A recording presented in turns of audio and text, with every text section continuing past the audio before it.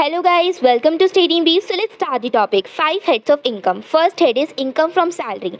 Income from salary का generally मतलब ये है कि कोई भी इंडिविजुअल जो कि इनकम को जनरेट करता है अपनी सर्विसेज रेंडर करने से, यानी कि इंडिविजुअल अपनी सर्विसेज देता है एंड उसके बदले में उसे सैलरी मिलती है, तो उसको बोलते हैं हम इनकम फ्रॉम सैलरी। अब इनकम फ्रॉम सैलरी के अंदर बेसिक सैलरी इंक्लूड होती है, अलाउंसेस इंक्लूड होते हैं, परक्विजिट इंक्लूड होते हैं एंड अलग अलग टाइप के जो भी बोनस प्रोवाइड करे जाते हैं एम्प्लॉयर को, वो सारे बोनस भी सैलरी का पार्ट होते हैं। एग्जांपल ले लेते हैं, एक इंडिविजुअल है जो कि एज अ सॉफ्टवेयर इंजीनियर काम करता है एंड उसकी मंथली सैलरी है 15,000। ठीक है, तो अब जो 15,000 है वो उसकी इनकम फ्रॉम सैलरी है, जिसके अंदर उसे सारी चीज़ें इंक्लूड है, उसकी बेसिक सैलरी, अलाउंसेस, परक्विजिट जो भी उसे प्रोवाइड करे हैं कंपनी के through and bonus. Now the second hand of income is income from house property. Income from house property का मतलब होता है ऐसी इनकम जो कोई भी इंडिविजुअल जनरेट करता है अपनी प्रॉपर्टी से, जो वो खुद ऑन कर रहा है, यानी कि उसकी खुद की प्रॉपर्टी है एंड अगर उसे अपनी खुद की हाउस प्रॉपर्टी से कोई इनकम मिलती है तो उसे बोलते हैं इनकम फ्रॉम हाउस प्रॉपर्टी। अब इनकम फ्रॉम हाउस प्रॉपर्टी के अंदर कोई भी रेंटल इनकम इंक्लूड हो सकती है। मान लेते हैं आपका फ्लैट है, अगर आप अपने फ्लैट को किराए पर देते हो तो वो आपकी रेंटल इनकम होगी एंड वो इनकम फ्रॉम हाउस प्रॉपर्टी के अंदर काउंट होगी। या फिर कोई भी एक सबलेटिंग प्रॉपर्टी है, अगर आपकी सबलेट करते हो अगर किसी को प्रॉपर्टी, तो भी वो भी इनकम फ्रॉम हाउस प्रॉपर्टी के अंदर काउंट होगी। या फिर अगर कोई भी आपकी वैकेंट प्रॉपर्टी से आपको इनकम जनरेट होती है तो वो भी इनकम फ्रॉम हाउस प्रॉपर्टी का पार्ट है। और एग्जाम्पल देखते हैं, एक इंडिविजुअल है, उसका घर है दिल्ली के अंदर एंड वो क्या करते हैं अपने घर को रेंट पे दे देते हैं 30,000 पर मंथ के हिसाब से। एंड अब जो भी इनकम, यानी कि उसकी कौन सी इनकम है, रेंटल इनकम उससे मिल रही है, हाउस प्रॉपर्टी से मिल रही है एंड रेंटल इनकम है, तो वो उसकी इनकम जो भी अर्न करेगा वो उसकी इनकम फ्रॉम हाउस प्रॉपर्टी के अंदर काउंट होगी। Now the third type is income from business और profession.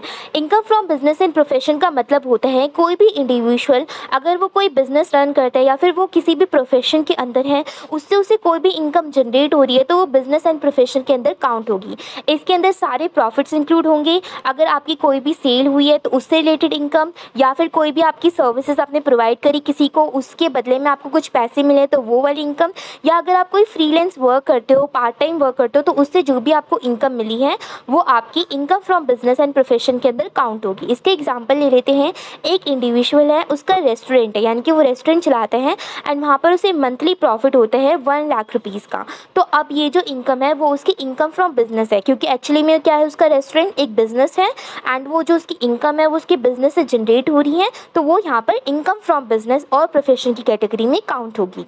Now the fourth head is income from capital gains. Income from capital gains का मतलब है वो सारी इनकम जो कोई भी इंडिविजुअल अर्न करता है जब वो अपने कैपिटल असेट को बेचता है, जैसे कि स्टॉक्स हो गए, बॉन्ड्स हो गए, रियल एस्टेट हो गया या फिर म्यूचुअल फंड। अगर आप इन सारी चीज़ों को बेचते हो तो आपकी इनकम होगी कैपिटल गेन के अंदर काउंट। इसके अंदर short term capital gain asset भी काउंट हो सकते हैं, यानी कि जिनका पीरियड 36 मंथ से कम होता है, and long term capital gain भी काउंट हो सकते हैं जिनका पीरियड जो होता है, होल्डिंग पीरियड, वो 36 मंथ से ज़्यादा होता है। एग्जांपल ले लेते हैं, एक इंडिविजुअल है जो कि कंपनी में काम करता है एंड उसके सेल्फ शेयर्स हैं उस कंपनी के अंदर, ठीक है, एंड उसको वो होल्ड करके रखता है 2 साल तक।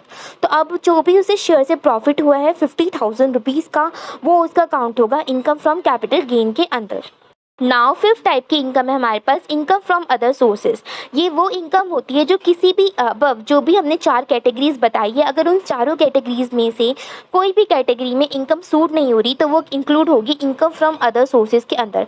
अब इसके अंदर इंटरेस्ट हो सकता है आपका, अगर आपका सेविंग अकाउंट है, सेविंग अकाउंट के ऊपर आपको इंटरेस्ट मिलता है तो वो आपका इंटरेस्ट में काउंट होगा। फिक्स डिपॉजिट का इंटरेस्ट या फिर बॉन्ड्स के ऊपर अगर आपको कोई इंटरेस्ट मिलता है तो वो भी इस कैटेगरी में काउंट होगा। अगर आप कोई भी लॉटरी लगा रहे हो, ठीक है, लॉटरी कर रहे हो एंड लॉटरी आप जीत जाते हो एंड उससे आपको कोई इनकम प्राप्त होती है तो वो भी इस अदर सोर्सेज के अंदर काउंट होगी। अगर आपको किसी पर्सन ने पर्टिकुलर गिफ्ट दिया है एंड वो भी आपकी जो इनकम होगी वो अदर सोर्सेज के अंदर काउंट होगी। अगर आप कोई भी इन्वेस्टमेंट करते हो किसी एसेट के अंदर या फिर गोल्ड के अंदर आप पैसों को इन्वेस्ट करते हो तो वो सारी इनकम भी आपकी अदर सोर्सेज के अंदर काउंट होगी, ठीक है। एग्जाम्पल लेते हैं, एक इंडिविजुअल है, वो इंटरेस्ट अर्न करता है 5,000 का उसे इंटरेस्ट मिलता है सेविंग अकाउंट के अंदर, तो वो जो इनकम होगी वो इनकम फ्रॉम अदर सोर्सेज के अंदर काउंट होगी।